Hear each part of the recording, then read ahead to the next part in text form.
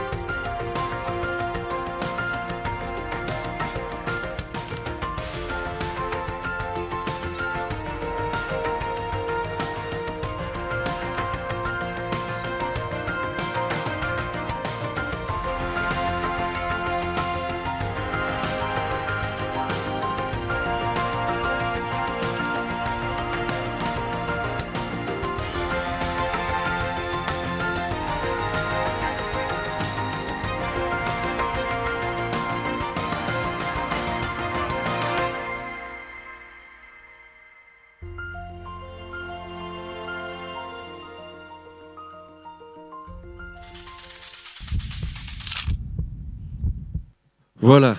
Peut-être certains, vous avez déjà compris le thème de mon message ce matin, mais j'aimerais parler de la croissance de l'Église. Ça va? Donc de temps en temps, vous pouvez dire Amen. La croissance de l'Église, j'y crois, elle est normale, c'est biblique et c'est indispensable. Et ce matin, j'aimerais prendre et m'entretenir avec vous sur la croissance, le développement.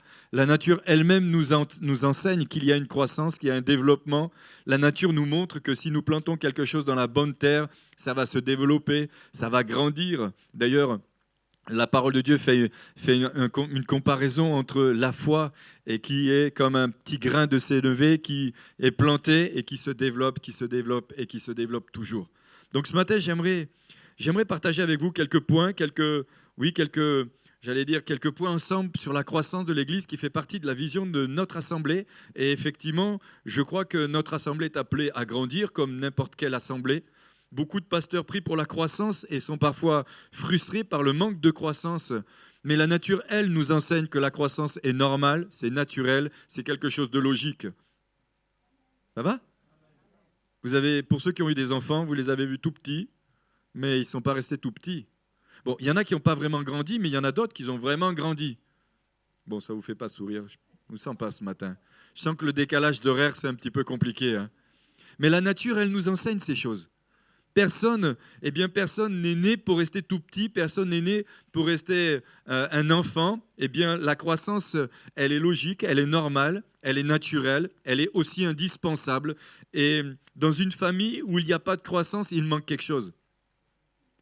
Dans une famille où il n'y a pas de croissance, il manque quelque chose. Alors c'est vrai qu'au milieu de nous, plusieurs auront la joie de voir des nouvelles personnes arriver dans le foyer. Je ne cite pas de nom, je ne dis rien du tout. Comme ça, vous pouvez regarder votre voisin et lui dire « Est-ce que c'est toi ou est-ce que c'est pas toi ?» Donc peut-être certains, ils ne sont pas encore au courant. Non, je blague. Mais la croissance est normale. Et c'est quelque chose de naturel, quelque chose de logique. Et c'est quelque chose que je crois qui est indispensable dans notre vie. Dans notre maison. Moi, je vois mes enfants qui commencent à grandir, qui ont grandi. Et effectivement, c'est tellement beau de les voir s'épanouir, se développer et grandir. Aujourd'hui, avec les aînés et avec même les filles, on ne parle plus de la même façon qu'il y a 10, 15 ou même 20 ans. Donc, elles ont évolué, elles ont grandi, elles se sont développées. La croissance est indispensable, mais moi, j'y crois. Et je crois que nous devons y croire aussi. C'est tellement beau de voir une famille qui s'agrandit. C'est tellement beau de voir une famille ou une église qui s'agrandit par la présence de nouvelles naissances. Pas simplement des naissances dans nos maisons, pas simplement des naissances dans notre famille ou dans notre foyer, mais des naissances par des nouvelles naissances, des hommes et des femmes qui viennent à Christ. La croissance, non pas parce que nous avons dépouillé les autres églises, non pas parce que nous avons récupéré des chrétiens d'ailleurs, mais la croissance parce que des hommes et des femmes rencontrent le Seigneur Jésus-Christ. Et je crois que ça, c'est une véritable croissance de l'Église. On prie pour le réveil. On prie pour que le réveil vienne. On prie pour qu'il y ait des temps de réveil particuliers au milieu de nous. On prie pour qu'il y ait un développement. Mais nous voulons que ce développement se fasse au travers d'hommes et de femmes qui rencontrent le Seigneur Jésus-Christ. Tout à l'heure, Manuela nous a posé la question. Qu'est-ce qui démontre, j'allais dire comme ça, eh bien que nous avons la bénédiction quelque part? Eh bien, je crois que c'est au travers de la parole. Et au travers de la parole, nous voyons l'histoire de qui nous sommes. Mais je crois aussi qu'au travers de la révélation, nous savons qui nous sommes véritablement en Jésus-Christ. Et nous avons besoin de la révélation. Et je crois que l'Église a besoin de cette révélation-là. L'Église a besoin de comprendre qu'elle a besoin de grandir et qu'elle doit grandir. Et que Dieu veut qu'elle grandisse.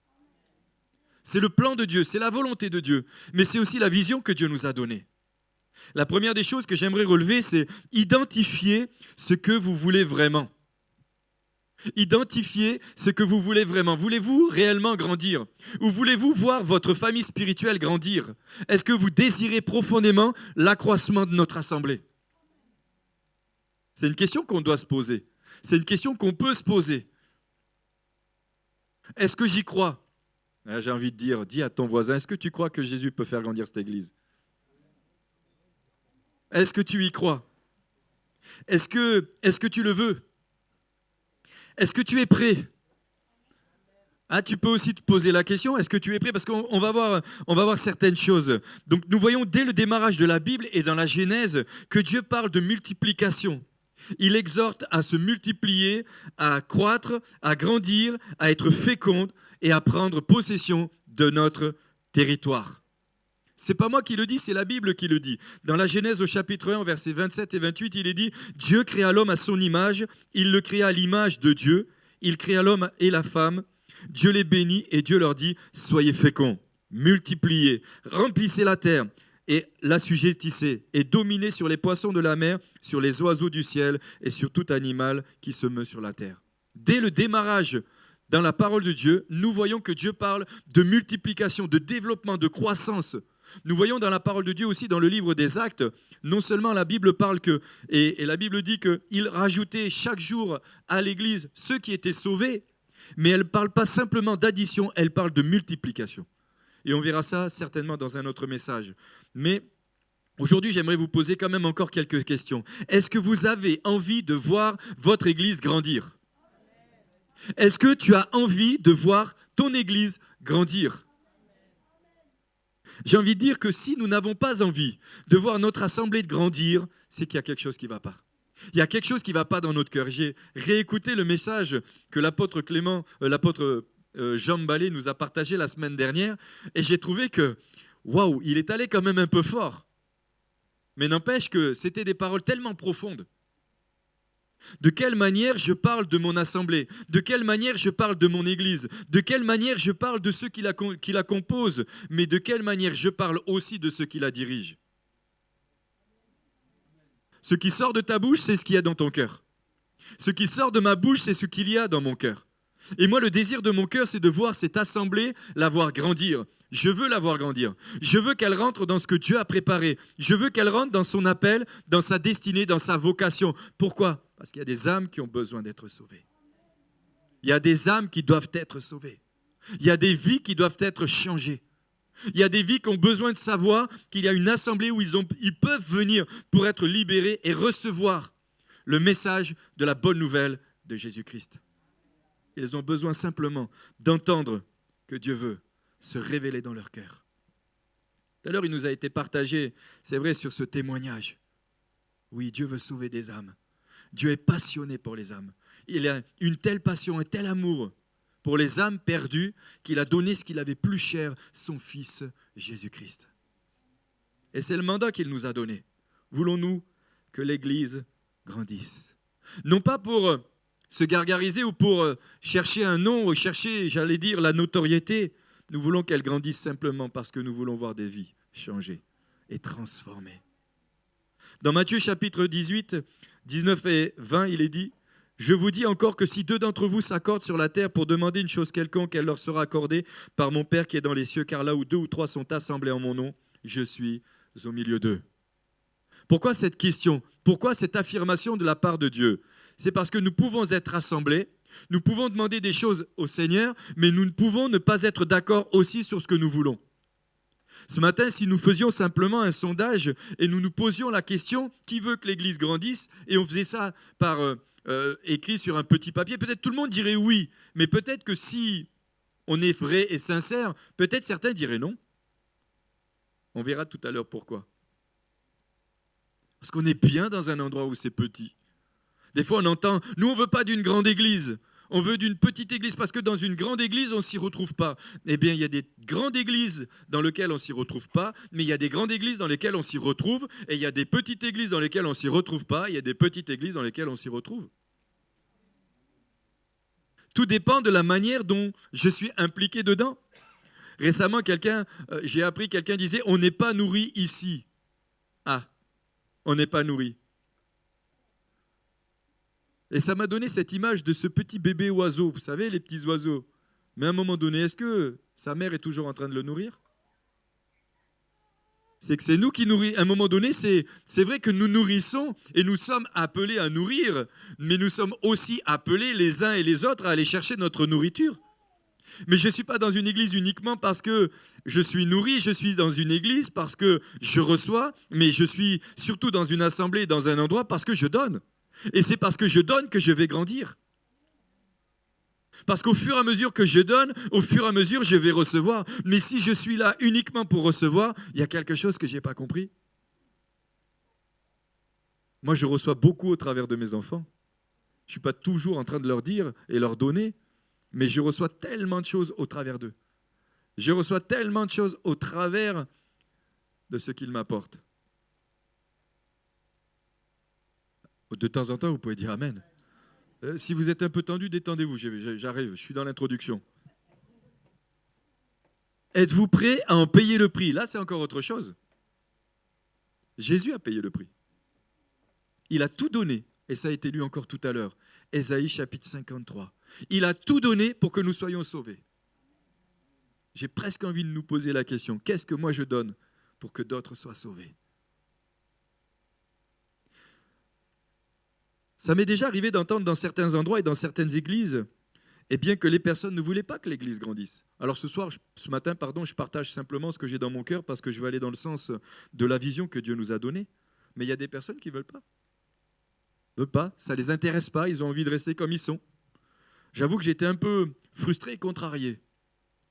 C'est vrai que si on me disait, moi je ne veux pas grandir, je n'ai pas envie, c'est comme si je disais à la nature, non je te plante, mais je veux que tu restes un tout petit arbre. C'est pas possible. C'est impossible. Ou c'est comme si vous épousez un jour quelqu'un qui vous dit, ben non moi ça, je veux pas d'enfant, non ça j'en veux pas, on va rester que tous les deux. Il y a déjà une telle souffrance quand on n'arrive pas à en avoir. Mais la nature elle-même nous enseigne, et bien que c'est ça la vie. Je grandis, c'est la nature. Et puis j'étais célibataire, je me suis marié, et puis j'ai des enfants, et puis après je deviens grand-père, papy, mamie. Eh oui, enfin moi je ne viendrai jamais mamie, mais papy. Il faut bien comprendre que si l'Église grandit, que ça impliquera aussi automatiquement des changements. Et c'est là que c'est important de se voir ensemble pour partager. L'Église grandit, mais ça impliquera des changements. Des changements d'habitude, des changements de local aussi. Un changement de local. Des locaux qui seront plus fonctionnels, plus adaptés pour recevoir toutes ces nouvelles personnes. La semaine dernière, Clément me dit, mais il est où ton bureau? J'ai dit, j'en ai pas. Je fais les rendez-vous là-bas. Changement de local. Peut-être ça impliquera plus de culte. Alléluia. Je me souviens une époque où je me disais, ça serait peut-être pas mal qu'on puisse attirer d'autres personnes et on fait d'autres cultes. Mais il y a eu des moments, il fallait voir les coups de frein qu'il y avait. Je me disais, waouh. Tout ça parce que eh bien, certains préféraient en avoir juste un de culte le dimanche matin. Et je me dis, mince, c'est dommage. Alors je sais, je veux culpabiliser personne non plus aujourd'hui. Je sais que nous avons tous des vies tellement remplies. On commence le matin de bonne heure, on finit le soir tellement tard. Je comprends et je suis d'accord. Mais je me dis, si Jésus nous demande juste de nous élargir un petit peu, pourquoi ne pas vouloir simplement accomplir ce que Jésus nous demande? Et je suis sûr que malgré tout ce que nous faisons, il nous donnera la capacité et la force d'être encore plus heureux et plus allégés et moins fatigués que si nous ne le faisons pas. Je suis sûr. Il y a des principes spirituels. Donc ce n'est pas la taille de l'église qui empêche de devenir une église familiale. Parce que nous pouvons, et comme je l'ai dit, être dans une très grande église et ne pas être dans une église familiale, mais nous pouvons être une très grande église et être une église familiale.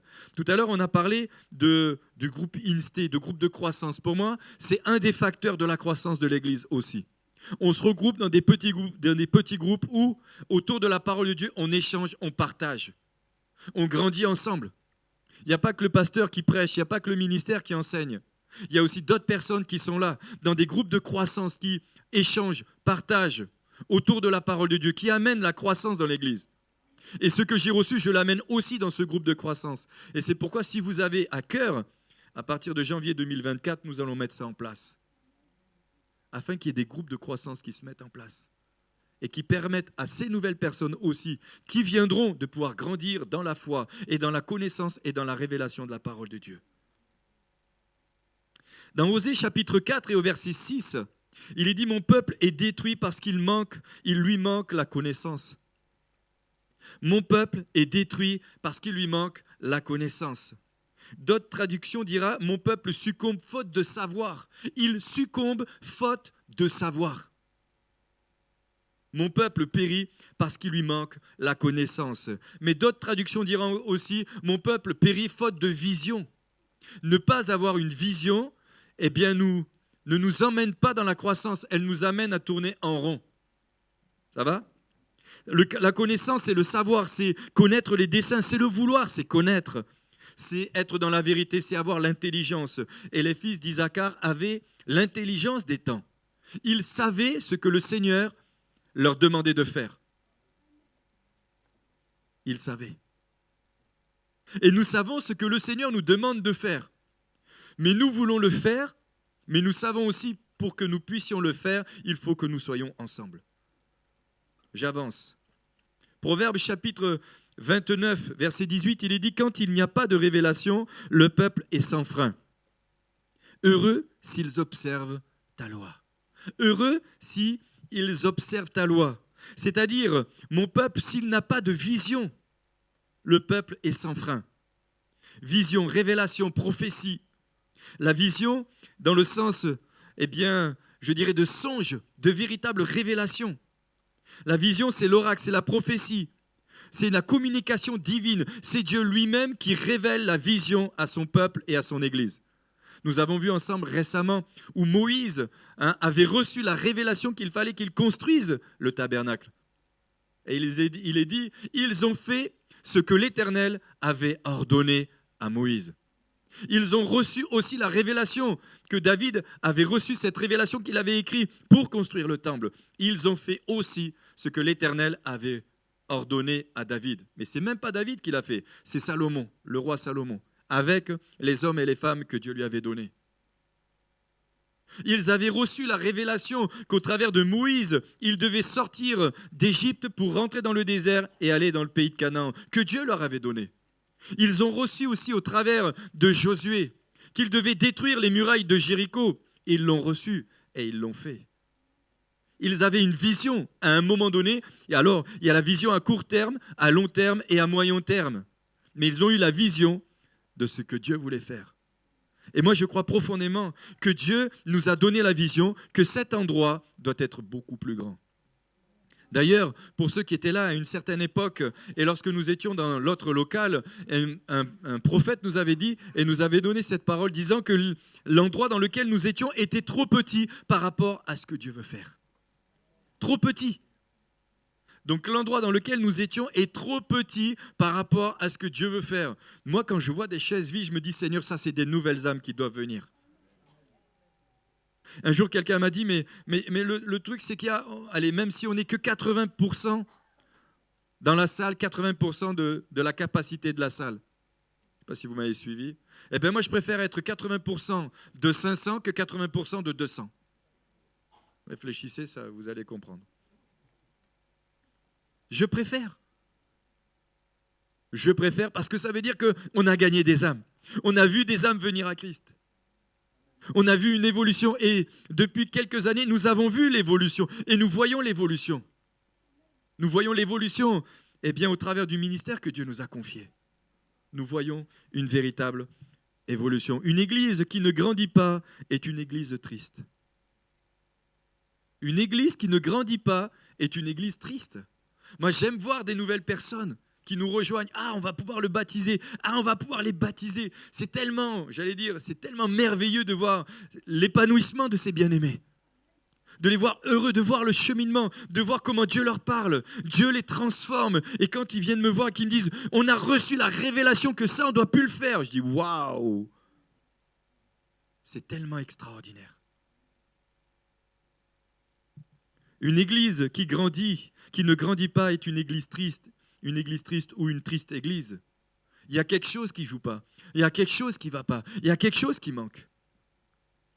Alors, encore une petite question. Qu'est-ce qui empêche que l'église grandisse ou pourquoi l'église ne grandit pas? J'avais envie de prendre quelques facteurs. Au moins 2. Non, j'en ai plus. On va prendre quelques facteurs.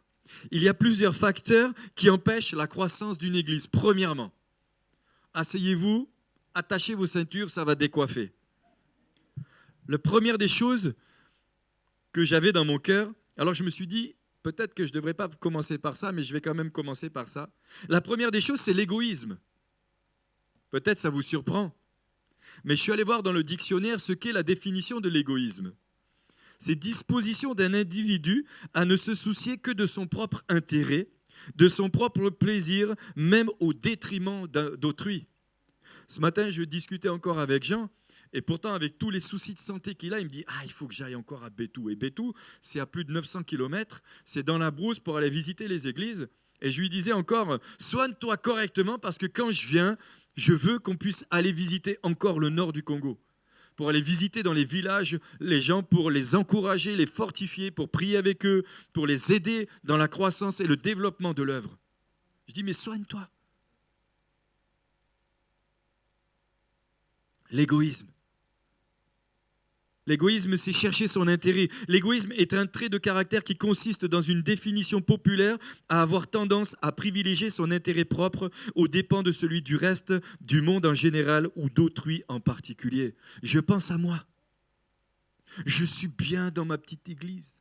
Je viens une fois tous les... J'entends un bon moment, je loue le Seigneur, je me régale, C'était super. D'ailleurs, ce matin, avec Manuela, c'était excellent et toute l'équipe, on était dans le ciel. Bon, après, le frère, le message, bon, on le connaît. Centré sur soi. Centré sur soi. Alors que la parole de Dieu nous invite à nous centrer sur les autres. Nous détacher de notre égoïsme, nous détacher de nous-mêmes, nous détacher de notre moi, pour nous attacher pleinement à lui. Vous savez, si ça avait été que de moi, ça fait un moment que je serais reparti dans une autre région. Mais Seigneur dit, non, tu es là. J'ai mis quelque chose en toi. Et je veux que tu accomplisses ce que je t'ai demandé.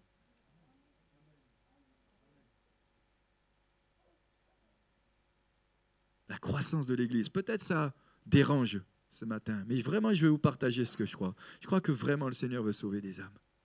Mais il veut sauver des âmes au travers de toi. Pas au travers que de moi. Au travers de toi. C'est le cas de figure d'une église qui ne reste centrée que sur elle-même. Je me souviendrai toujours d'un serviteur de Dieu qui est auprès du Seigneur, qui est le grand-père à ma femme. Il prêchait un jour dans une église, il disait, et il avait pris l'exemple, moi et moi. C'était toujours moi. Alors que peut-être, si on pouvait se dire, mais Seigneur, eux et eux, on veut qu'ils soient sauvés. Le deuxième point, c'est la peur d'être bousculé, d'être chamboulé. On est bien, on a nos petites habitudes. C'est sûr que Changer, ça veut dire être bousculé. Ça veut dire être perturbé. Déjà, on le voit dans le foyer. Des fois, moi, je dis à certains, mais vous en avez qu'un, c'est tellement, ça va, un, nous on en a eu 4. À un moment donné, à partir de 3, tu n'as plus de main pour les tenir. C'est clair. Une main à gauche, une main à droite, et après, c'est fini. Essaye de... J'ai déjà vu ça, pour nous détendre. Ils attachent pour pas que...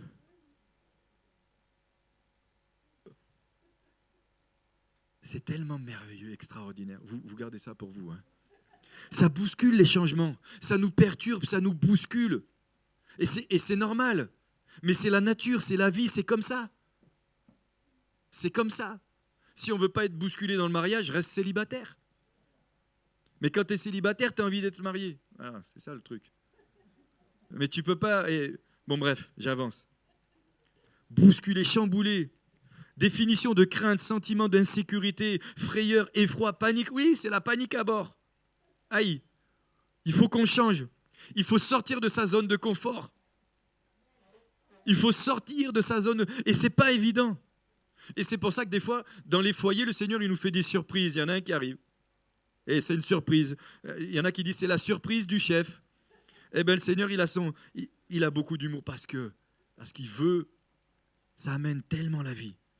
C'est une expression très, très à la mode, mais qui n'en reste pas moins vraie. Sortir de sa zone de confort. Parfois, le moindre souffle de l'esprit, c'est l'insécurité qui s'installe. Comment on va faire? Comment on va pouvoir faire? Quand de nouvelles personnes arrivent, ça dérange. Ça pose même parfois problème. Ça peut même poser un problème. Ils ne sont pas habillés comme nous. Ils ont des drôles d'attitudes bizarres. Mais oui, il faut simplement que la nouvelle naissance vienne. Il faut que la nouvelle naissance vienne. Il faut qu'il se passe quelque chose. Ça coûte de faire la place à d'autres et surtout à d'autres personnes qui sont différents de moi. Et ceux qui viendront seront automatiquement différents de nous. Ils seront différents. Mais c'est normal, ils ne sont pas nés de nouveau. Et c'est vrai que parfois, on a des discussions et des discussions jusqu'à ce qu'à un moment donné, il y ait une pleine révélation. Mais quand il y a une pleine révélation, c'est tellement beau à les voir. C'est tellement beau. Moi, je vois, avec certains, j'ai bataillé pendant des années, des années. Maintenant, on a des heures au téléphone où on parle de la parole de Dieu. Mais c'est tellement incroyable. Ils ont vécu de telles révélations. Je me réjouis particulièrement. La peur d'être bousculé, la peur de devoir s'en occuper, de devoir sacrifier son temps, ses plaisirs pour un temps. Ah, ça bouscule, hein? Dans Ésaïe chapitre 54, verset 2, il est dit « Élargis l'espace de ta tente, qu'on déploie les couvertures de ta demeure. Ne retiens pas, allonge tes cordages et affermis tes pieux. Élargis le lieu de ta tente et qu'on étende les courtines de tes pavillons. N'épargne rien, allonge tes cordages et fais tenir ferme tes pieux. » Moi, je crois que certains n'ont pas cru à la croissance de cet endroit. Je disais encore quelque chose à quelqu'un cette semaine. Je disais, je suis tellement excité de voir ce que Dieu va faire. Je suis impatient de voir ce que Dieu va faire. Parce que j'y crois profondément. Troisièmement, le manque d'investissement. Pour croire, il faut de l'investissement. Pour croire, il faut s'investir. Par exemple, dans des offrandes volontaires, nous avons pu bénir des serviteurs de Dieu. Jean me disait récemment encore que s'il y a une telle croissance aussi au Congo, c'est parce qu'on est avec. C'est parce qu'on le soutient. Vous savez, on a acheté des motos à certains responsables de zone. Mais n'empêche que ça leur permet de pouvoir aller visiter les églises, fortifier les serviteurs de Dieu, visiter les églises dans des endroits où même nous, on n'y va même pas. Bien que j'y suis déjà allé dans des endroits que eux-mêmes ne vont pas. J'ai traversé tout le Congo une fois. En bus, on a fait 900 km. Pour ceux qui connaissent les bus, ça va, celui-là, il n'était pas trop mal. Mais après, on a pris une pirogue, on a traversé le fleuve, et après, on a fait 400 km dans la forêt équatoriale pour aller dans un village qui s'appelle Moalé, qui était à la frontière de la Centrafrique. C'était chez les Pygmées, dans une zone où il y avait les Pygmées. On a dormi sur des nattes. Moi, j'ai déjà dormi, je lève la natte, pouf, il y avait les scorpions. Je dis, oh là. Et le frère me dit, on était deux, Il me dit, tu choisis quoi? Le lit ou la natte? Je dis, oh, je vais prendre le lit ce matin. Enfin, plutôt ce soir. On a dormi dans des endroits. Moi, je me rappellerai toujours, un jour, j'étais dans un village, il fallait bien qu'on se lave. Il y avait un marigot, on s'est lavé, je me suis gratté 3 jours. Tellement ça grattait de partout, je ne sais pas ce qu'il y avait dedans. Mais ce n'est pas que ça non plus. Mais n'empêche qu'on est d'aller dans des endroits, il y a des fois, on partageait la semaine dernière, il y a un frère, il me dit, mais toi, tu vas dans des endroits, même moi, j'y vais pas. Un jour, je pars avec, je ne sais pas pourquoi je vous raconte ça ce matin. Il me dit, viens, je lui dis, viens, on va dans telle ville. On est allé à Bambari. Le soir, ça tirait de tous les côtés. Ça tirait de partout. On a senti l'atmosphère s'est arrêtée. C'est comme si il y avait les oies, tout ça, ça braillait et d'un coup, on entend tout s'arrête. Pour ceux qui connaissent, qui l'ont déjà vécu, ça s'arrête. On n'entend plus que le chien aboyer. Et ça tire. Et là, tu te dis, bon, les Philistins sont très proches. Et là, tu te dis, comment je vais me sortir de ce truc? Et puis d'un coup, au bout d'une heure ou 1 heure et demie, après que tu as prié pendant 1 heure et demie ou 2 heures en langue, tout s'arrête à nouveau. Tu n'entends plus de tir. Tu as la nature qui reprend ses droits. Et puis, et ça repart. Et là, tu dis, waouh. Et là, le lendemain, tu dis, oui, je suis content de repartir quand même. Il y a des âmes qui ont besoin d'entendre. Mais il y a peut-être des âmes qui ont besoin d'entendre au travers de ce que toi, tu as reçu. Dans des endroits, peut-être que d'autres n'iraient pas. Ou que d'autres n'oseraient pas aller. D'ailleurs, que quand je suis revenu à Bangui, quelques jours après, il y a un frère, il me dit, je te serre la main 2 fois. Une fois pour te dire bonjour et une fois pour te dire merci d'aller dans ces endroits parce que même moi, j'y vais pas. On voit l'apôtre Paul aller dans des endroits pour annoncer la parole. Partager l'évangile. L'objectif, ce n'est pas d'être vu. L'objectif, c'est de partager le message de l'évangile. C'est de dire aux âmes qu'il y a une possibilité de changer de vie. Il y a une possibilité que leur vie change et que leur vie soit transformée. Il y a un chemin que Jésus a préparé. Il y a quelque chose que Dieu a préparé pour eux. Et parfois, on n'a pas besoin d'aller si loin pour voir autant de souffrance dans nos quartiers. L'autre soir, là où on habite avec Priscille, je dis, mais ça, c'est des tirs de bizarres pour avoir déjà entendu. Dans le quartier, dans notre ville, l'investissement financier aussi. 1 Chronique 29:9, le peuple se réjouit de leurs offrandes volontaires, car c'était avec un cœur bien disposé qu'ils les faisaient à l'Éternel. Et le roi David en eut aussi une grande joie. 1 Chronique chapitre 29, versets 16 à 17, il est dit, « Éternel notre Dieu, c'est de ta main que viennent toutes ces richesses que nous avons préparées pour te bâtir une maison à toi, à ton saint nom. Et c'est à toi que tout appartient. Je sais, ô mon Dieu, que tu sondes le cœur et que tu aimes la droiture. Aussi je t'ai fait toutes ces offrandes volontaires dans la droiture de mon cœur. Et j'ai maintenant avec joie ton peuple qui se trouve ici t'offrir volontairement des dons. » Rassurez-vous, je ne suis pas en train de faire d'appel à d'argent. Ça va. Mais je crois que des locaux nouveaux, ça coûte. Je crois que changer d'endroit, ça coûte. Alors un jour, quelqu'un est allé voir les comptables pour voir si moi je donne. Rassurez-vous, je donne. Vous pouvez vérifier. Comme ça, au moins, c'est dit. Des locaux plus grands coûtent évidemment plus cher. Il faudra certainement faire des travaux, des aménagements. Alors, je n'ai pas encore vu d'endroit, mais j'y crois. Mais je crois que c'est ensemble que nous pouvons ensemble vivre ça. Ce n'est pas simplement la vision d'un homme, ça doit devenir notre vision. Néhémie a dit, levons-nous et bâtissons. Il n'a pas dit, levons-nous et bâtissons ce que lui a reçu. Il a dit, levons-nous et bâtissons. Levons-nous. Deuxième petit B, l'investissement en temps. Ça coûte aussi. Les nouvelles personnes dans une assemblée, ça demande du temps. Mais pas simplement que le pasteur, mais nous, les uns et les autres, s'occuper, les visiter, prendre soin avec eux, prier aussi avec eux. Bien sûr qu'il y a des personnes qui prient pour ça, mais les entourer, les bénir, les visiter, les appeler.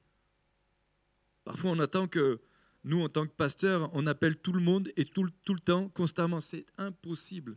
C'est pas possible. Il y a une équipe qui est là. Et Dieu veut utiliser non seulement l'équipe, mais Dieu veut t'utiliser toi aussi. Oui, toi et toi. Toi aussi, tu peux appeler. Toi aussi, tu peux encourager. Toi aussi, tu peux exhorter. Toi aussi, tu peux édifier. Toi aussi, tu peux fortifier. Toi aussi, tu peux visiter. Maintenant, quand c'est dans un but de construction, c'est excellent. Quatrième point, il faudra payer un prix. Sommes-nous prêts à payer le prix? Sommes-nous prêts à payer le prix? Quand je regarde l'histoire de l'Église, il y a des hommes et des femmes qui se sont levés, qui ont perdu leur vie. À l'époque des Moraves, ils quittaient leur nation pour se livrer comme esclaves pour pouvoir annoncer l'Évangile à ceux qui étaient esclaves. Ça m'a toujours ébahi, interpellé. Je me dis, waouh, quel esprit de sacrifice. Quel esprit de sacrifice. Payer le prix. Ça coûte d'annoncer l'Évangile. Ça coûte. La Bible nous enseigne à communiquer notre foi. Je ne sais pas si vous suivez un petit peu l'actualité, mais en Israël, il y a une loi qui doit être votée. Je ne sais pas s'ils l'ont votée cette semaine ou ils la votent la semaine prochaine. La loi qui est votée, ça sera tous ceux qui veulent partager l'Évangile à quelqu'un de moins de 18 ans sera passible d'une peine de 1 an à 2 ans de prison. C'est maintenant? C'est maintenant en Israël. C'est drôle, comme on dirait que ça commence. C'est fort possible qu'à un moment, ça devienne très compliqué pour nous aussi. Ça le devient déjà de plus en plus. Quand on regarde l'actualité, quand on regarde ce qui est en train de se produire et se passer, je ne fais pas de politique, je partage juste que d'annoncer l'Évangile, il y aura un prix, et parfois même pour certains, ça sera le prix fort. Ça coûte. Lorsque nous suivons Jésus, nous sommes invités à faire partie de ce processus et l'évangélisation joue un rôle central dans notre appel comme chrétiens. Alors certains diraient, mais moi, je n'ai pas un appel d'évangéliste. Non, c'est vrai, peut-être. Mais nous sommes tous appelés à être un témoin. Nous sommes tous appelés à dire ce que Jésus a fait dans nos vies. Tous. Simplement. Voilà ce que Jésus a fait pour moi. Voilà ce que Jésus a fait il y a 2000 ans.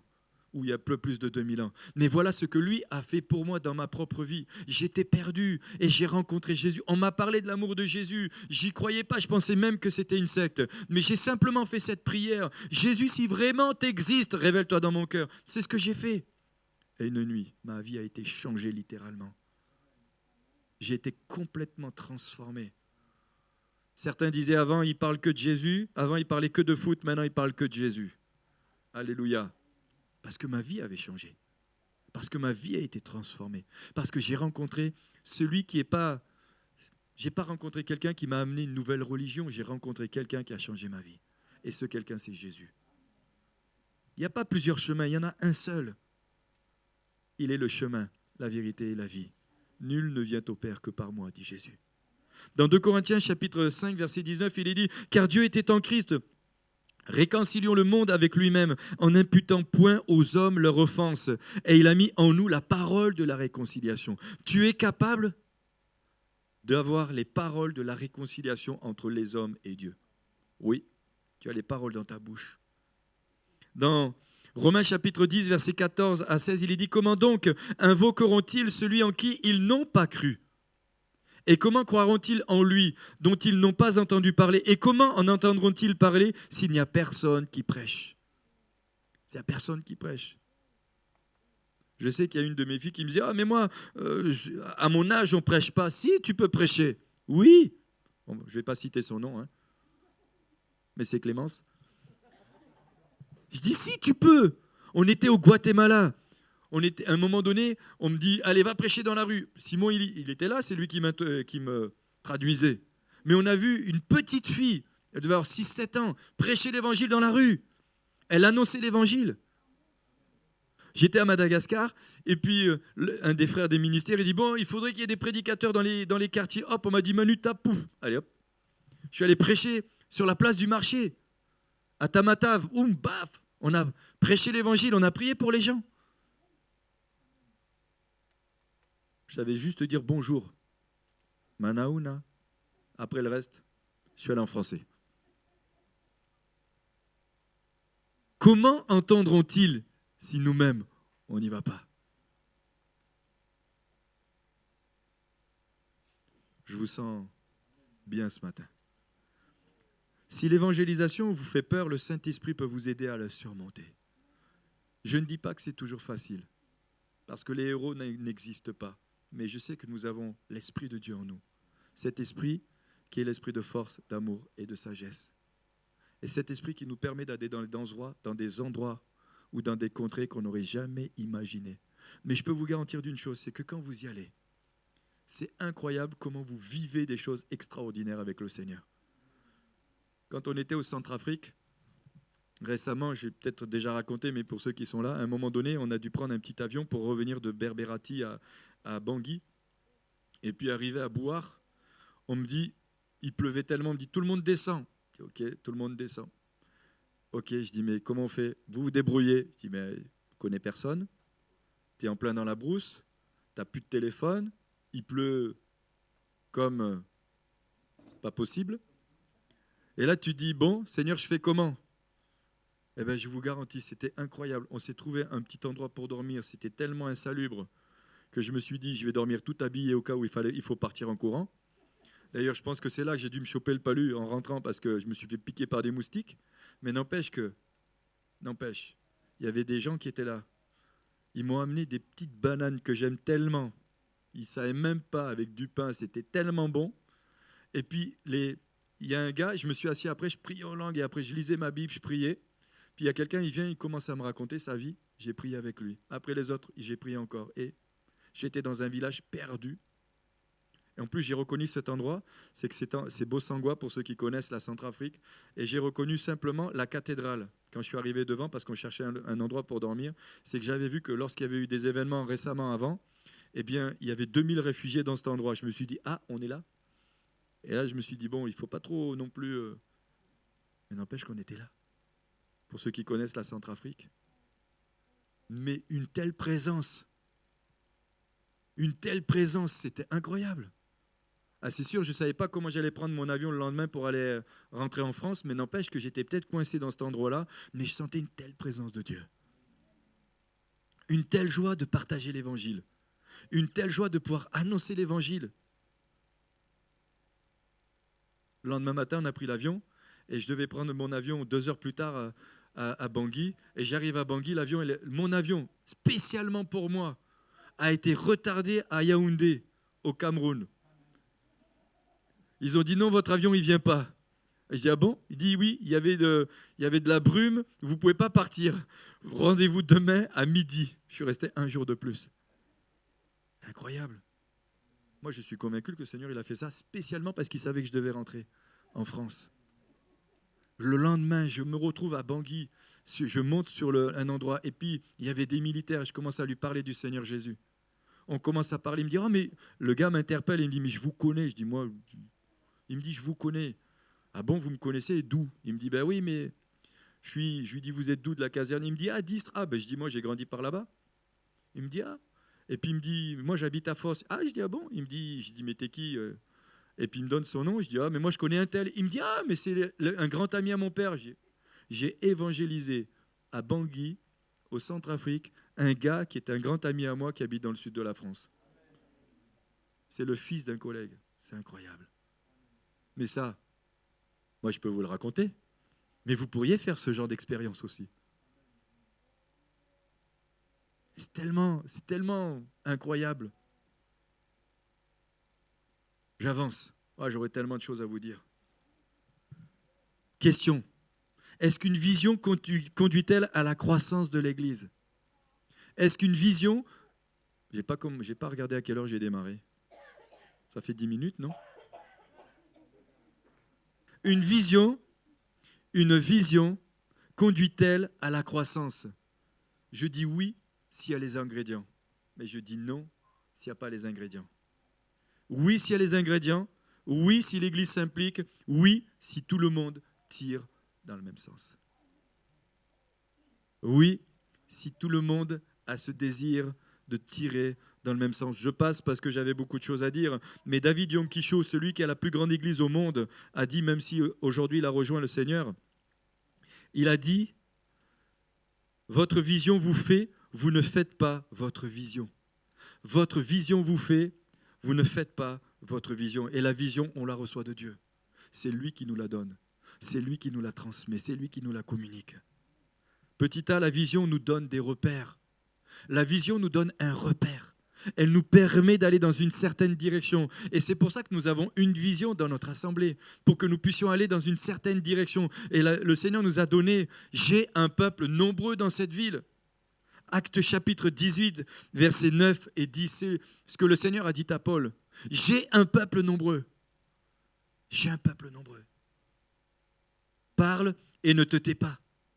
Parle et ne te tais pas. Ouvre la bouche et je la remplirai. Tout simplement. En effet, lorsque nous avons une vision et en fonction du but qu'elle nous montre, nous pouvons nous positionner et ainsi savoir où nous sommes par rapport à ce but et quelle distance nous sépare encore de l'atteinte de celle-ci. Elle nous permet de nous positionner. C'est pour ça que l'Église a une vision. Mais en ayant la vision, elle nous permet, nous les uns et les autres, de nous positionner. Est-ce que nous voulons rentrer dans cette vision? Est-ce que nous avons à cœur, nous aussi, d'aller dans cette vision?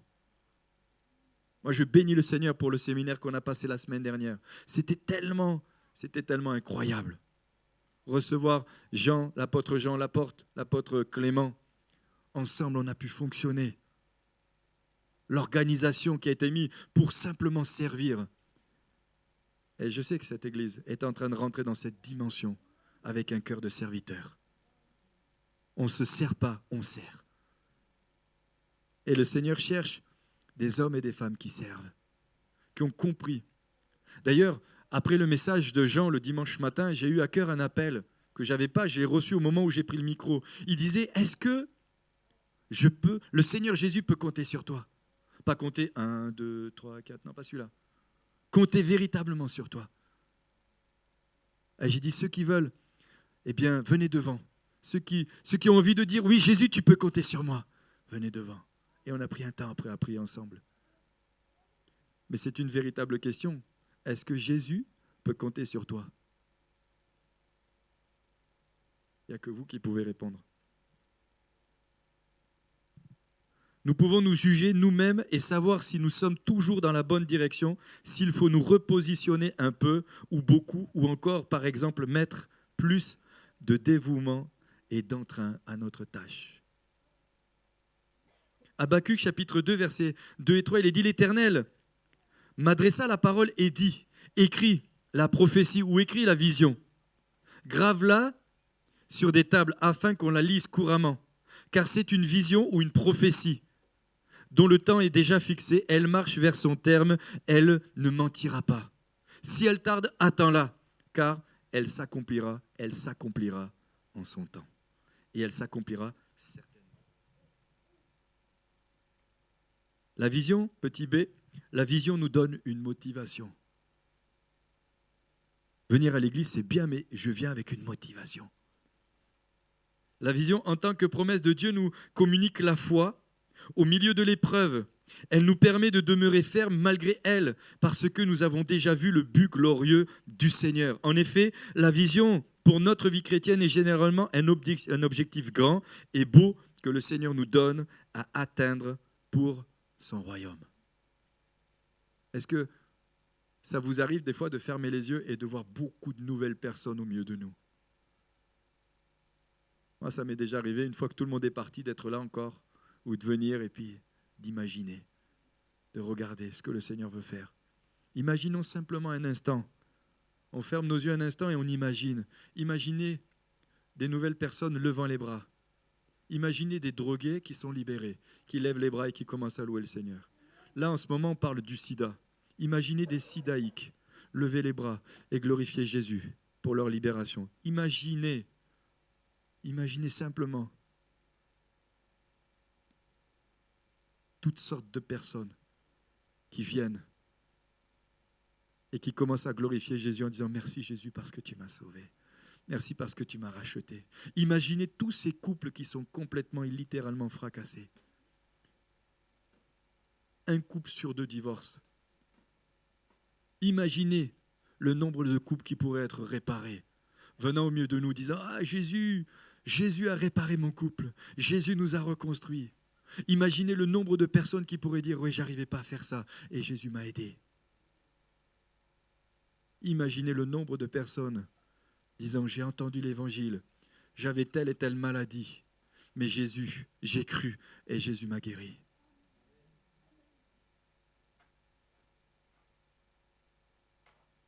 Imaginez des personnes qui arrivent complètement fracassées et quelques années plus tard, prendre le micro et annoncer la bonne parole. Ça, je l'ai déjà vu. Je l'ai déjà vécu. Et je peux vous garantir que vous louez encore plus le Seigneur.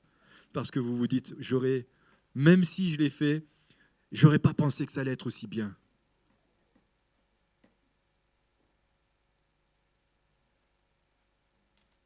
Moi, je crois à ce que Dieu veut faire. Et même si aujourd'hui, tu n'as pas encore eu ce que tu attendais de la part du Seigneur, attends-toi à la recevoir. J'ai remarqué en plus que Dieu nous donne au moment où nous, on se met en marche. Et il nous donne. J'avance encore. Oh là là. Bon, je finirai la prochaine fois. Est-ce que les musiciens peuvent venir? Paul, il a faim. Non, mais parce qu'on a senti un amen qui venait du cœur. Je me suis dit, oui, la vision donne de l'appétit. Je continuerai la prochaine fois. Je voudrais simplement qu'on puisse se lever un instant. Un chrétien sans vision aura des conséquences et naturellement une vie chrétienne très fade et sans combativité. L'Église, dans le livre des Actes, elle s'est agrandie. Elle s'est multipliée. Elle s'est développée. Et ce matin, mon objectif, bien-aimé, ce n'est pas de nous culpabiliser les uns les autres. Bien sûr qu'on se pose des questions. On demande au Seigneur d'agir parce que nous voulons voir de véritables personnes rencontrer le Seigneur Jésus. Mais moi, je veux proclamer encore ce que dit la parole de Dieu. Dans Actes au chapitre 2, verset 47, il est dit « Et le Seigneur ajouta chaque jour à l'Église ceux qui étaient sauvés. » Si je considère que la parole de Dieu est la vérité, je crois que Dieu peut faire ces choses-là au milieu de nous. Il y a tellement d'âmes à sauver. Il y a tellement de membres de nos familles qui ont besoin d'être sauvés. Si nous faisions simplement un sondage et disons simplement combien de membres de nos familles doivent être sauvés, cette salle-là, elle est largement trop petite. Largement trop petite. Il y a trop d'âmes qui se meurent. Il y a trop d'âmes qui se perdent. Il y a trop de gens qui sont en train de mourir et partir en enfer. L'Église, elle se reproduisait. Dans Actes au chapitre 12, verset 24, il est dit « Cependant, la parole de Dieu se répandait de plus en plus et le nombre des disciples augmentait. » Le nombre des disciples augmentait. Lorsqu'il y a eu la persécution à Jérusalem, les apôtres sont restés à Jérusalem. Non pas qu'ils avaient peur, ils n'ont pas fui, ils sont restés. Par contre, les membres de l'Église sont partis. Et c'est comme ça qu'est née l'Église d'Antioche. Parce que des hommes et des femmes arrivés à Antioche ont commencé à partager l'Évangile. Ont commencé à leur parler de Jésus. Il y a des personnes qui sont au milieu de nous, et je ne vais pas citer leur nom, mais ils sont arrivés parce qu'un jour, quelqu'un les a croisés dans la rue et leur ont dit « Mais Jésus vous aime. Jésus peut changer votre vie. Vous avez du prix, vous avez de la valeur. Jésus peut transformer votre vie. » Et non seulement ils sont là, ils sont baptisés, mais ils sont impliqués, ils sont investis. Ils aiment Jésus. Et on voit qu'au travers de leur vie, Jésus est là. Est-ce qu'on peut fermer nos yeux un instant et dire « Seigneur, étends ta main. » Ce matin, je regardais mes mails et ça m'arrive de recevoir parfois la parole pour aujourd'hui. Je ne sais pas si certains le reçoivent. Et j'étais agréablement surpris de ce que ce matin j'ai reçu. Enfin, moi je l'ai lu ce matin. Je ne sais pas si je l'ai reçu avant. Mais le thème c'était « Avez-vous une vision ?» Et le verset était le Proverbe 29, verset 18, ce que j'ai dit tout à l'heure. Sans vision, le peuple périt. Bien-aimé, notre vision, c'est de gagner des âmes. Notre vision, c'est de voir des âmes sauvées. Notre vision, c'est de voir des âmes et des vies changées. Quand les problèmes commencent à nous assaillir, c'est le plus souvent notre vision qui passe aux oubliettes, car nous ne voyons pas la vie telle qu'elle est dans la réalité, mais au travers d'un prisme de nos émotions. La Bible dit, sans la vision, le peuple périt. Vie sans frein et sans conseil. Moïse vit la terre promise alors que tout son entourage ne voyait que le désert et avait envie de tout abandonner pour retourner en Égypte. Moïse, lui, voyait la terre promise. Le désert, c'est simplement un endroit qui est transitoire. Le désert n'est pas fait pour y rester. Le désert, c'est un endroit qui doit être traversé pour arriver dans la terre promise. Un leader chrétien a dit vivre en fonction d'une vision, tout comme faire preuve de courage ou de discipline, est une qualité que peut développer en soi quiconque s'engage à faire beaucoup d'efforts pour l'intégrer à sa vie de tous les jours. Un poète a écrit « Deux hommes étaient accoudés à la fenêtre de leur cellule. L'un ne voyait que de la boue par terre, l'autre des étoiles dans le ciel. » Qu'est-ce que tu vois ce matin? Qu'est-ce que tu vois? Moi, je vois des milliers de personnes. Je vois des centaines d'âmes touchées par l'Évangile.